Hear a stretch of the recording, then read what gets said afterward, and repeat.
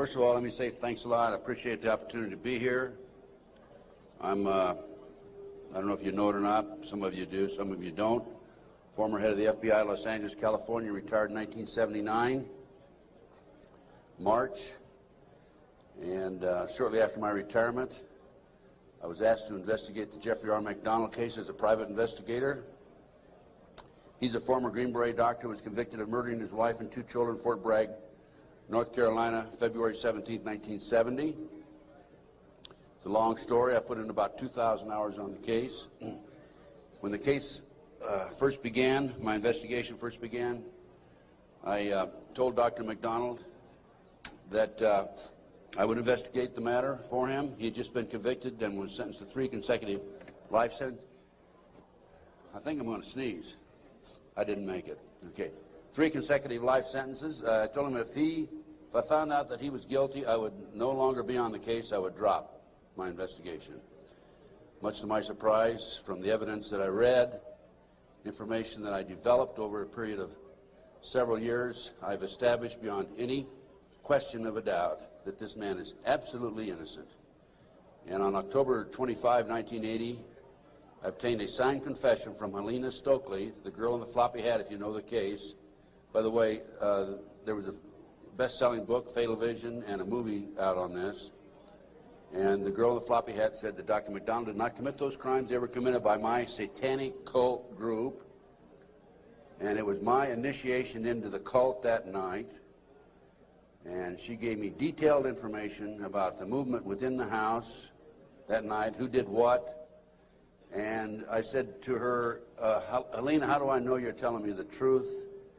And so one of the questions I asked her, there's a whole series of questions I asked her, and this is on audio video, in some instances a video, but always on audio. She said, I said, Helena, tell me about describe the jewelry box on the dresser in the master bedroom. And she described it right to a T.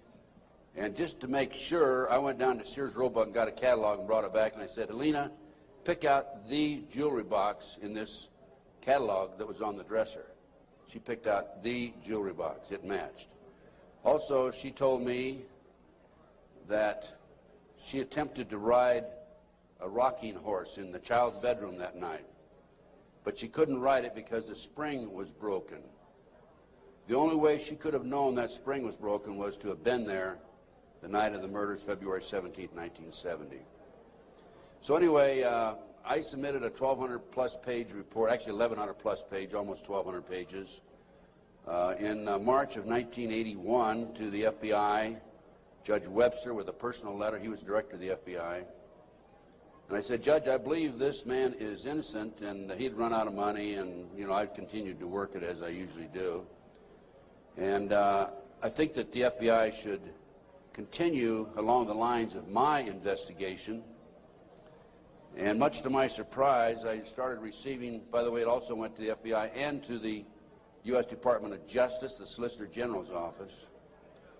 And much to my surprise, my witnesses, my 19 new witnesses, including Helena Stokely, started calling me and saying, hey, Ted, the FBI has interviewed me. They're trying to get me to recant.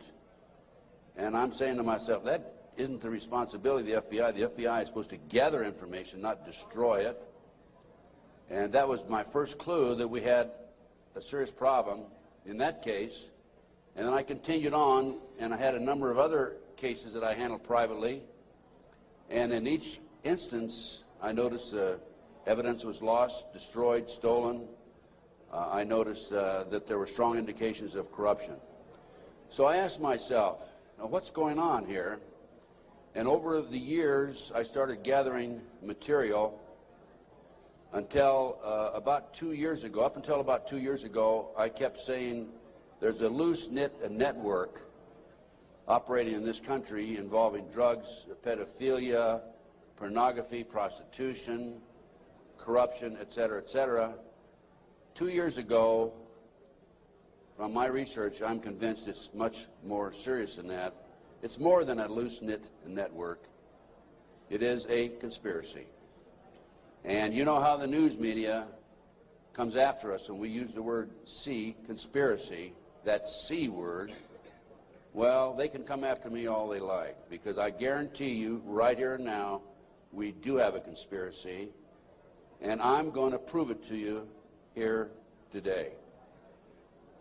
Now, one of the things that convinced me and really got me started in this regard, by the way, this conspiracy involves pornography, drugs, corruption, involves pedophilia, involves organized child kidnapping rings, the finders out of Washington, D.C., CIA cover, covert operation, involved in the international trafficking of children, terrorism, bank accounts, and it goes on and on. By the way, I strongly urge you to go to my booth after this lecture and get my research, my book and my research on missing children.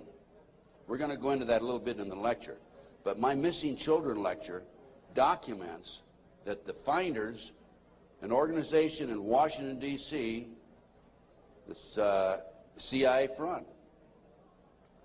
It's a covert operation. They're involved in the international trafficking of children. And I have a U.S. Customs report, official U.S. Customs report, in my book on the missing children. So I urge you to get it. It's only $10. Now, if you buy any of my products, any of my research, I beg of you, I don't want you to buy it unless you make a half a dozen copies and send it to your friends, okay? The name of the game with me is not copyright. I could care less about copyright. The name of the game is education, education, education. We need to know what's going on in this country today. So any of my research that you buy, please make copies and get them out to your friends. That's what it's all about. After one of my lectures, here's about 2 years ago, this is why I changed my mind from and using the word hallucinate network to conspiracy. After one of my lectures, a gentleman came up and gave me a book. He said, Ted, in fact, that lecture was specifically on the McDonald case. Ted, here's what it's all about. Take this book and read it.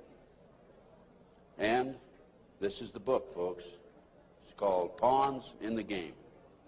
Now, if you don't know this book, you don't know of it, I urge you to buy it. I've been trying to buy it, but I noticed that one of the vendors out here has it. And please, go get the copy of this book. I forget which vendor has it. Go get this book when it's over and order some more copies. I'm going to order some myself and start selling them in my flyer. Anyway, it's called Pawns in the Game, and it's by William Guy Carr. William Guy Carr had the same problem I did. He wanted to know what's going on in America and around the world. He was a Canadian, however. And as a result of his research, he wrote this book. So we have the Illuminati. Now, the Illuminati was established in 1776 by a fellow named Adam Weishaupt. In 1773, he was commissioned by one of the Rothschilds, House of Rothschild, to put together an organization called the Illuminati. And he culminated his work in May the 1st, 1776. If you'll notice, that's a communist holiday. And we're going to have to move along pretty fast. This is actually a 4-hour lecture I'm going to give you today. We're going to do it in probably an hour and 15, 20 minutes. But some of his goals, and the goals that he was commissioned to set up, there were 25 of them. And here they are right here. Here's the beginning of it right here. And rather than read each one of them, I'm going to summarize it, okay, because we got a lot of work to get into. Number one issue was men are inclined to evil rather than good. Number two goal and issue was to preach liberalism.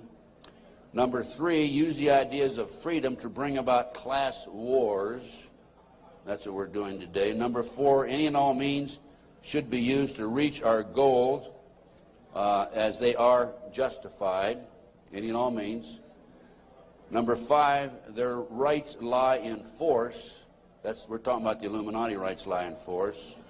Number six, the power of our resources must remain invisible until the very moment when it has gained the strength that no cunning or force can undermine it. And if you will notice, it's been a very very few people know about the Illuminati, so they have maintained their invisibility until most recently. Number 7, advocated mob psychology to obtain control of the masses.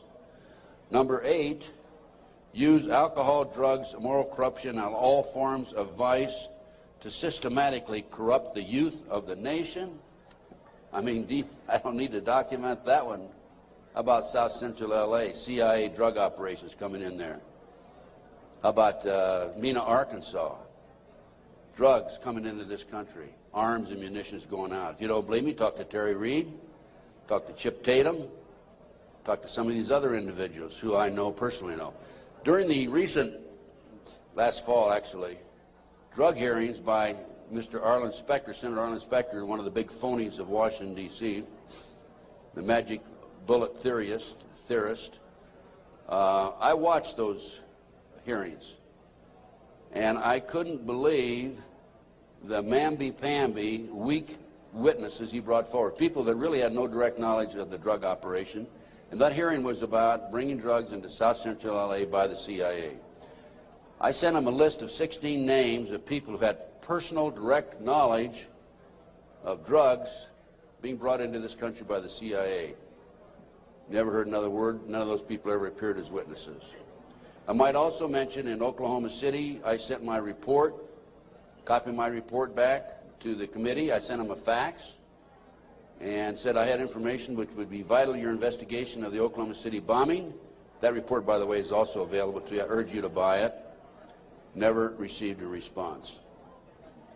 Number 9, seize property by any means. We're seeing that on a daily basis. Farmers, businessmen, people who are arrested on nebulous charges, their property's being taken away from them.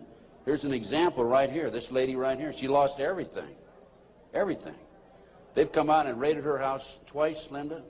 Twice, Linda. This lady had a house that she bought before her marriage. It was in her name, and they seized it. She no longer has that house. Number 10, deal with the use of slogans such as equity, liberty, fraternity into the mouths of the masses in psychological warfare. Boy, if that isn't Bill Clinton, I never saw it, never heard it before. That man is unbelievable. As former Congressman Dennemeyer describes him, he's a draft-dodging, womanizing, pathological liar, and he certainly fits into item number 10. Number 11 dealt with war, number 11 theory and goal. In 1773, Adam Weishaupt set down policies that were publicly announced in 1939, folks. 1773, publicly announced 1939 by Britain and the United States. And the war should be directed so that the nations on both sides are placed further in debt and peace conferences conducted so neither combatants obtain territorial rights. Yalta. Perfect example. Stalin, Roosevelt, Winston Churchill after World War II. Number 12, told those present that they must use their wealth to have candidates chosen to public office who would be obedient to their demands and would be used as pawns in the game by the men behind the scenes. The advisors will have been bred, reared, and trained from childhood to rule the affairs of the world. We have that today without any question, the men behind the scenes. Number 13, control the press. If you heard my lecture yesterday on Oklahoma City, I documented that the mainstream media is being controlled by the big power people, by the phony politicians, by the bureaucrats, without any question about it. Information in the media, I have an itchy nose today. Maybe I'm going to kiss a fool or something, okay? We have a documentation of that, and I have that in some of my lecture material out and also my books. Number 14, their agenteurs will come forward after fomenting traumatic situations and appear to be the saviors of the masses when they are actually interested in just the opposite, the killing of the masses. The riots in Watts, the riots in South Central LA, folks. Number 15, create industrial depression and financial panic, unemployment, hunger, shortage of food, use this to control the masses or the mobs, and use the mobs to wipe out all those who dare to stand in the way. Well, I'll tell you right now, every expert I've talked to is talking about food shortage. And it's coming, I'm convinced. And we also know about the market crashing here in October. I had a market specialist on my radio talk show, and if you don't listen to my show, I urge you to, because it's a real good, solid education for you. Just this week, George Green, he was also on my show on October the 6th. George told us on October the 6th there would be a crash of the market in October. It came. Now he told us this week there will be another crash, and it'll drop, he thinks, 2,000 points. We'll see what happens. I hope it isn't true. Number 15, create industrial depression and financial panics, unemployment. I've already covered that. Number 16, infiltrate into the secret Freemasonry to be used for their purposes. That's been documented many times. Number 17, expound the value of systematic deception. Use high-sounding slogans and phrases and advocate lavish promises to the masses, even though they cannot be kept. Again, Bill Clinton. George Bush was good at that too, by the way. What's the difference between the Republicans and the Democrats high up? Nothing. Zero. You know, Mr. A, who has a booth next to mine, mysterious Mr. A, he talks about subliminal messages. If you look at the logo of the Republican Party, you know the elephant with the 3 stars across the top? Well, if you look at it today compared to 2 years ago, the stars have been inverted. The point used to be at the top 2 years ago. Now the point's at the bottom. Satanic, folks. I can't say for sure, but that's a subliminal message. Inverted stars. Number 18, detailed plans for resolution. Discuss the art of street fighting, which is necessary to bring the population to a speedy subjection. Number 19, use their agentures as advisors behind the scenes after wars through secret diplomacy to gain control. Number 20, establish huge monopolies toward world government control. We're seeing that today, the huge monopolies. Number 21, use high taxes and unfair competition to bring about economic ruin by controlling raw materials, organize agitation among the workers, and subsidizing competitors. GATT, NAFTA. Number 22, build up armaments with police and soldiers sufficient to protect our interests. A few years ago, we had 11 federal agencies that were authorized to carry sidearms, firearms. Now we have 39. Number 23, members and leaders of the one world government would be appointed by the director. Okay, Presidential Directive 25 allows the president, by the way, this is classified, secret, not available to the general public, allows and orders that the President of the United States, in the event of a conflict or a crisis in this country, transfers the power, his powers, over to the Secretary General of the United Nations. Number 24, infiltrate into all classes and levels of society, of government, for the purpose of fooling, bemusing, and corrupting the youth members of society by teaching them theories and principles that we know to be false.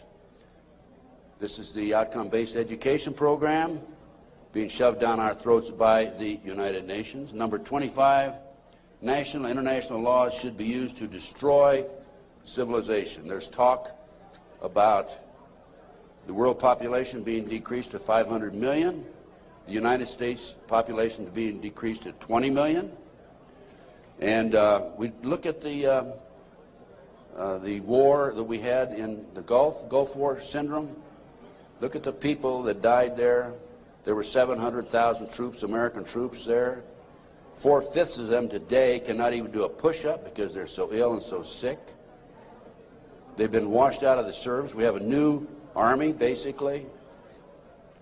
And the story goes on and on.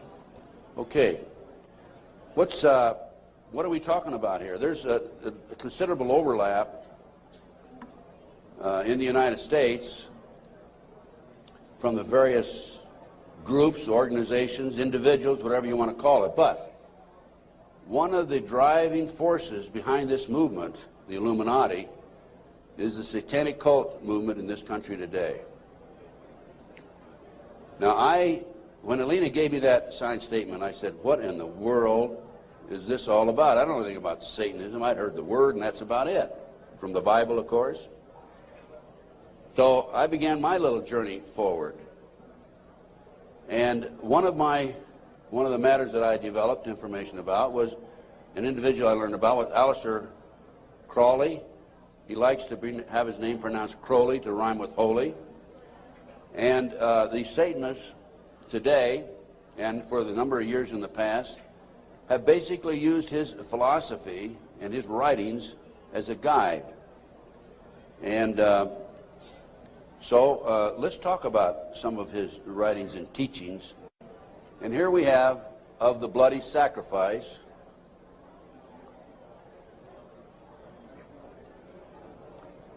And here we have The Blood is the Life. And here on page 94 of his book, it would be unwise to condemn as irrational the practice of those savages who tear the heart and liver from an adversary and devour them while yet warm. In any case, it was the theory of the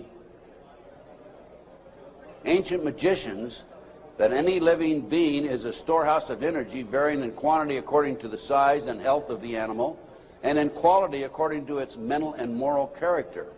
At the death of the animal, this energy is liberated suddenly. The animal should therefore be killed within the circle. We're talking about the satanic circle, or the triangle, as the base may be, so that its energy cannot escape. An animal should be selected whose nature accords that with that of the ceremony. Thus, by sacrificing a female lamb, one would not obtain any appreciative quantity of the fierce energy useful to a magician who was invoking Mars. In such a case, a ram would be more suitable, and this ram should be virgin. The whole potential of its original total energy should not have been diminished in any ways. And now listen to this sentence, folks, closely. For the highest spiritual working, one must accordingly choose that victim which contains the greatest and purest force. A male child of perfect innocence and high intelligence is the most satisfactory and suitable system. We're talking about human sacrifices. There are, in my estimation, over 3 million practicing Satanists in America today. Now, how did I come up with those figures? I have informants. I have an informant in South Central LA, population of 200,000, told me there are 3,000 practicing Satanists in that area. That's where the famous, well-known case, McMartin case on the preschool took place. I have an informant in Lincoln, Nebraska, told me 3,000 practicing Satanists. Lincoln, Nebraska, town of 200,000, South Bay area, Manhattan Beach area, about 200,000. How much time? I get more than an hour today. So just crank up your cameras. Huh? I'm going to take an hour and a half. Okay? I'm going to take every minute I can give to you folks, because you need to soak this into your brain. Iowa City, Iowa, town of 150,000. 100,000. 1,500 informants. That averages out about 1.5% of the population. Anyway, this is, we're talking about human sacrifice. About 50 to 60,000 individuals are sacrificed every year. There are 8 basic satanic holidays. There are other holidays for the various covens, but there are 8 basic ones that they all honor. Now, one of the practices, this is another book of Aleister Crowley. One of the theories, we talked about human sacrifice, okay, there it is, right in their book. I mean, I didn't invent that. That's there. Another aspect of their religion, if you want to call it religion, by the way, the federal government does recognize the satanic movement as a religion, yet in Linda's case, the word Satanism was brought up by her husband's defense attorney. They sealed the records, have not made it available. And when she writes to her children and says, believe in God, she gets a letter back from these people saying, you can't mention God in your letter to your children. That's just an example, okay? Okay, we're talking here about the 666. That's the beast. That's Aleister Crowley himself.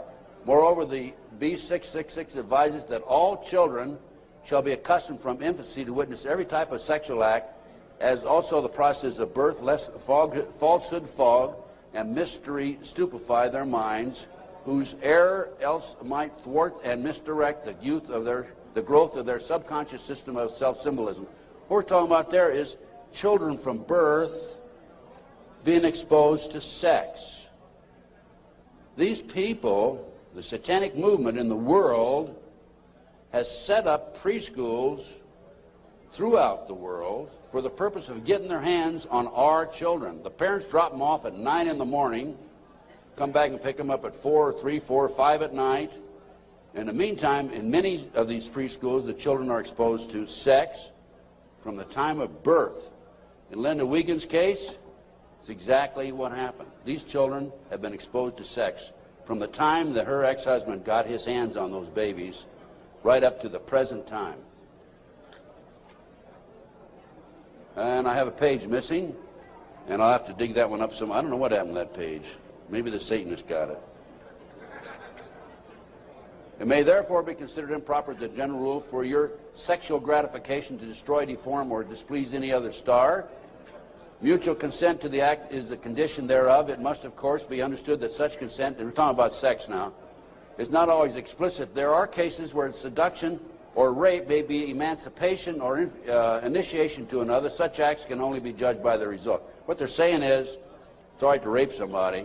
I mean, if they don't consent, it's all right to rape them because it's for the cause. Let's talk about the McMartin case. In April 1985, authorities went to the McMartin case and looked for tunnels under the school. The children had said that they were taken into tunnels under the school. There was a chamber down there. They were sexually molested. That involved ceremonies, adults with robes, candles, chanting. Adults had no clothes on under their robes. And they were taken up into a tunnel and a triplex, a bathroom trap door of the triplex next door. They were taken out in automobiles. We're talking about 2, 3, 4-year-old children, folks, and prostituted in the community. The authorities received this complaint in 1983. They began their investigation. The authorities finally, in 1985, went out and decided to look for the tunnels because they said the children were hallucinating. The children also said that they were taken by air up into a mountainous area where they were exposed to satanic ceremonies based on what they described and brought back in time for the parents to pick up the kids. So the authorities didn't find anything. Well, I'll tell you what, in the spring of 1993, I heard that the property of the McMartin School had been sold from the McMartin family to the defense attorney, actually given to him. He didn't make enough off the county. His bill was only $3 million. And from there, he said he was broke and he sold it to a contractor. The contractor was going to build an office building on the space. And I heard that the contractor had this property, and so I went out and contacted him. And I said, dear sir, I would like to have access to that property. He said, I'll give you 2 weeks.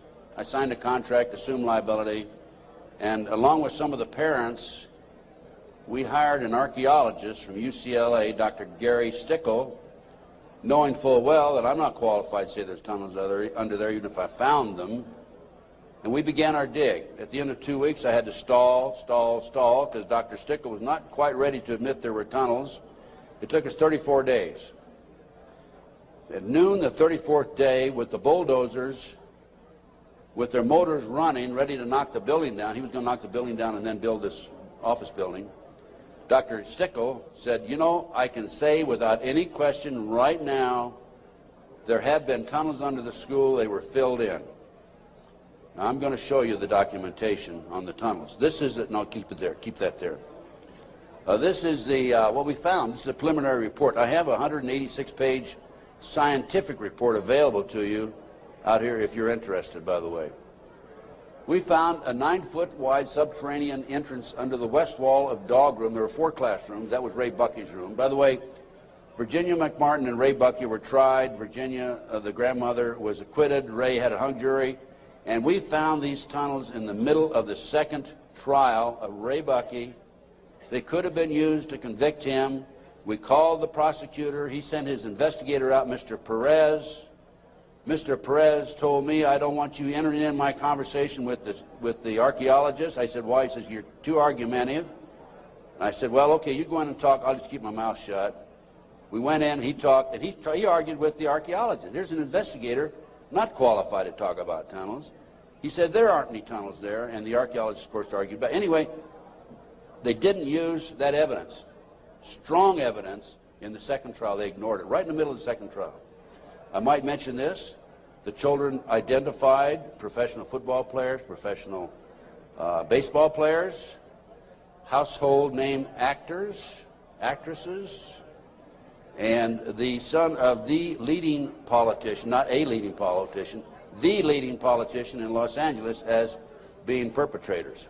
Okay, we found an avocado tree root cut on both sides of the entrance, and I'll show you this in just a few minutes. The entrance to the tunnel, as I said, it was 9 feet across the top, and on one side was a live avocado root, on the other side was a dead avocado root. They had to cut that out. We have this, by the way.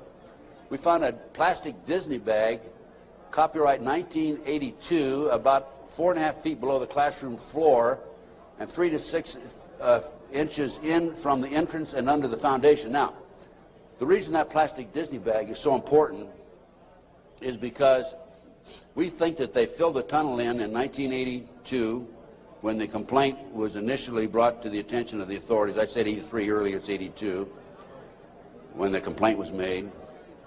And when they filled it in, the plastic Disney bag somehow or other flew in there as they were filling it in and nobody noticed it. Now, who says there is no God, right?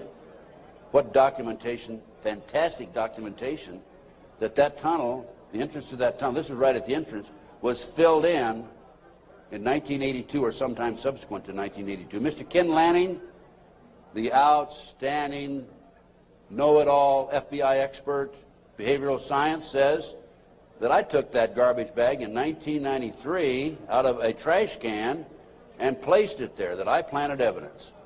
Of course, Mr. Lanning says there's no organized satanic movement in this country today. There's only a few dabblers here and there. Thank you, sir. We have another 3 hours to go. Okay, can you hang in there? Okay, the tunnel proceeded south, then 45 feet through classroom 4 and 3 and north, then 10 feet within the classroom 4. The tunnels were 30 inches wide, 44 to 46 inches deep, with the top of the tunnel 30 inches under the classroom floor. The children were able to walk through it. We're talking about young kids now, right? The adults had to stoop down and walk through it, but they could do it. The tunnels were built in kind of a triangular, or I should say a semicircle type, so that they had natural support, I guess. These people know everything. They are brilliant. The footing between classroom 3 and 4 was arched, where the tunnel passed underneath it, and 12 inches shorter in depth at this location than the same footing 12 feet to the north. I'll show you that in just a minute. That's significant, because the arch was where the tunnel went, and it was arched in that particular location, whereas 12 feet away, it was 12 inches longer or thicker. Footing between, let's see, there were 4 large upright containers were found in the tunnel under the arch, obviously hand-placed. A 9-foot wide chamber was found along the tunnel across classroom 4. The top of the chamber and the top of sections of the tunnel had layers of plywood covered with tar paper, which had apparently been supported by cinder blocks and 2x2 and 2x4 wooden posts found underneath. Tunnel features made it evident that the tunnels had been hand-dug. The 7-foot tunnel extended into the triplex next door. Tunnel extended from the bathrooms off the office and classroom 1 to the front yard of the triplex next door. Front yard concealed from the street by a 3-car garage. Children described the entrance and exiting tunnels in the triplex yard exactly where the tunnels and exit were found. A 39 by 41 inch area under a hole cut in this neighbor's bathroom floor had been excavated and subsequently tilled. Now, that was where the kids told us ahead of time that they were taking it up in the trapdoor in this bathroom. And there was a crawl space in the house about like this, and we got one of our skinny archaeologists to go in there, take pictures. The bathtub protruded underneath the floor of the bathroom. There was a bathroom in the back of the same building in another apartment. It did not protrude there. This was the space we're talking about, 39 by 41 inches. Just enough room for a kid to come up and be taken out. Other significant facts: small white plastic plate with 3 pentagrams, hand-drawn on the top of the light green paint, was found by the archaeologists. Pentagrams were hand-drawn by an adult and not part of the manufacturer's design. Many other artifacts were found whose analysis will be released upon completion of the test. The analysis has been released. That's the scientific report I told you about. No doorknobs were on classroom 3, only a deadbolt lock. Each classroom had an on and off switch which was labeled fire alarm. The system did not connect to the fire station but was used as an alert within the school if somebody came around. More than 2,000 artifacts were found under the school floor, including over 100 animal bones. Due to the constraints and time constraints and so forth, we had to discontinue the process on noon the 34th day. By the way, this cost us, a lot of people donated their time. It still costs us money. It cost us between $55,000 and $60,000. I personally put in $17,000, which I ended up, in many instances, paying over a long-term period payment plan. This is a floor plan of the whole lot. There is, right there, the building itself. This is the entrance, the concrete slab, a vacant lot there. This is a yard. And here's the avocado tree we're talking about. And here's the entrance right there. Now here is the tunnel. It came in here, extended here, and here's the chamber across here. We think, but didn't have time to explore this, the tunnel went up here. Now we definitely were able to come up with it here, right here, and it came into the bathroom over here. Okay. There's the entrance. 9 feet across here. I'll show you a diagram in a few minutes. There's the avocado tree. Those roots are live. Over here we had a dead avocado root. Okay, next. There's a plate that was found in the play yard, buried about 6 inches under the sand, with the pentagram on it. That's right. And here's a diagram of the tunnel. This is the entrance to the tunnel. Now that's the floor, the footing for the classroom 4. Here's the plastic Disney bag, was located right there, partially under the footing and partially out. And this AF means artificial fill. And this was the shape of the entrance. Okay.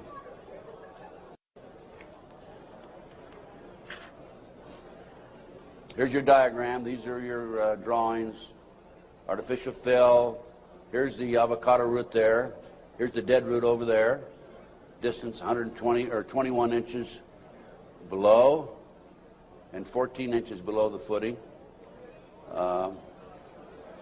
There's the avocado root there, live avocado root. And these are all diagrams by the archaeologists. Good documentation. There are the roots themselves. That shows you the size, 2 centimeters. Next. There's the plastic Disney bag. Turn it over. There's the plastic Disney bag. Disney, classroom 82, 83. Sandwich bag. It was a sandwich bag. This shows the arch of the tunnel. Now, the school was built in 1966, which means the foundation was laid then. And here's your arch. And this is from classroom 4 here into classroom 3 over here. And it was 12 inches higher over to the left. Go ahead. There's yours truly looking up. This was in classroom 4, as I recall. And this is where the tunnel extended, right along here. Now, the reason the tunnel's been filled in, you have to understand that. And the reason the archaeologists could say that they were filled in is because the texture of the dirt that had been filled in was different than the natural texture. Okay. Just turn it off for a minute. In addition to the tunnels, I developed information that an abandoned satanic site was in Crestline, California. Crestline, California is in the mountains. The kids said, remember a few minutes ago, they were flown by jet, or flown, they didn't say jet, into the mountains. There's an airport 10 minutes from the McMartin preschool. It's Hawthorne Airport. There's a landing strip in Crestline. I heard about this abandoned satanic site, and I went up to the site, took pictures. And this is what I, by the way, before I go on with this, I called the prosecutor in the McMartin case. And I told her, hey, I think I know where the children were taken. If they weren't, it's certainly worth looking at. And I will be glad to make this information available to you. And if you want to have the children go up and look at this abandoned satanic site, we can. She said, we're not interested. They weren't interested in hardcore evidence, the tunnel. They weren't interested in this abandoned satanic site. Go ahead. This is what we found. 666, one of the satanic signs. That's a stone on the site.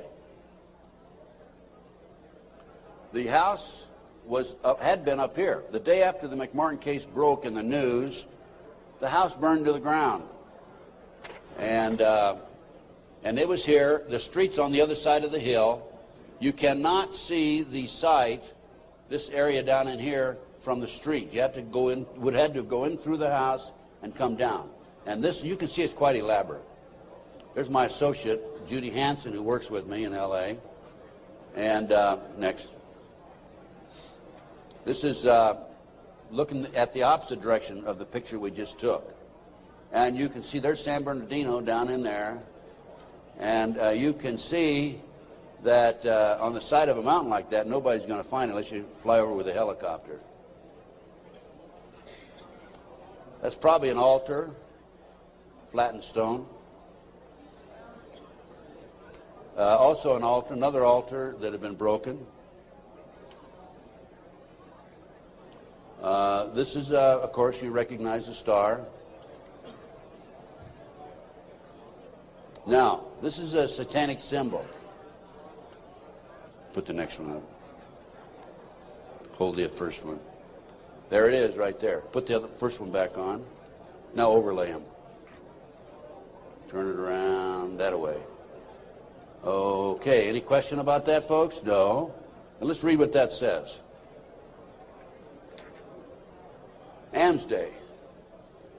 Asmodee, a strong and powerful king, appears with 3 heads, the first like a bull, the second like a man, the third like a ram.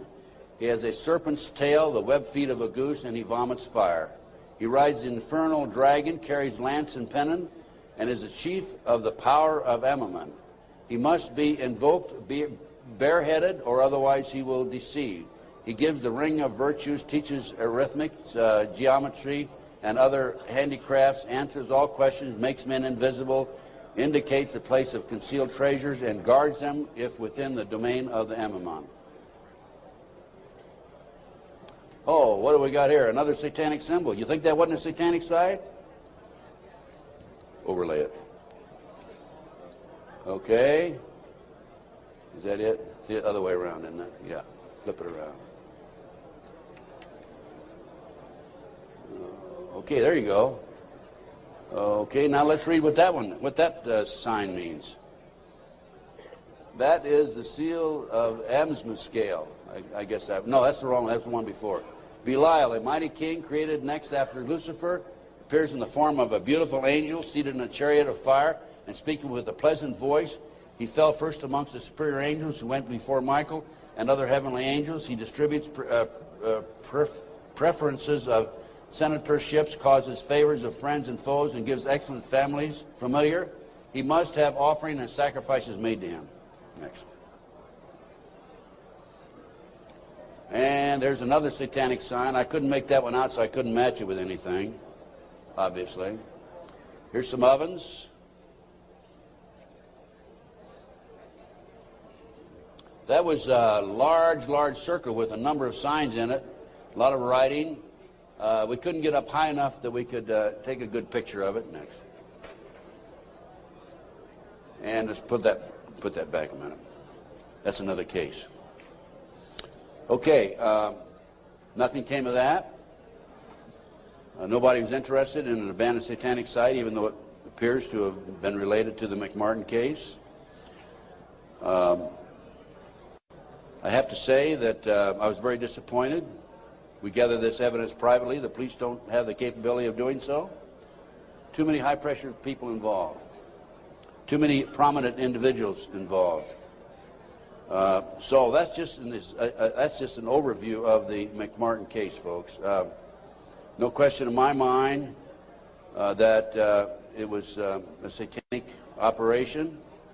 And Dr. Roland Summit, UCLA psychiatrist, says, who's done a lot of research in this field also, that there are 50 other preschools in the country where the kids have talked about going down into tunnels.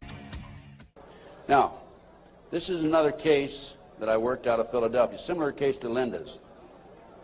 And this is the Lou Bear case. Lou called me back in, I guess, the late 80s. And he said that he had gone underground with his children. The great FBI came in with their SWAT team, as they did with Linda, raided his house, grabbed him, put him in jail, took the children, turned them over to his ex-wife, whose boyfriend, according to the children, was sexually molesting them. And Lou said, "What can I do, and how can you help me?" So I was willing to go back and testify for Lou.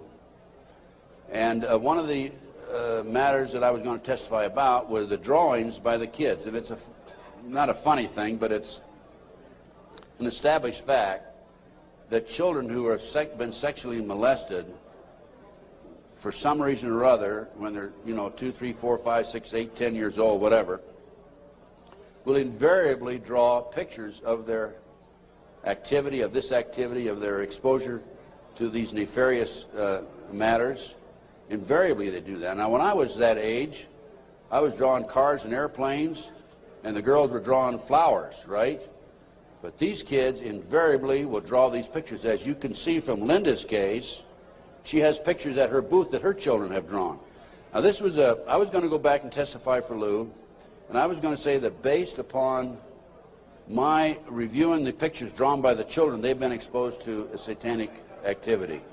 This is the most telltale of all the pictures. I'm going to show you a series of them.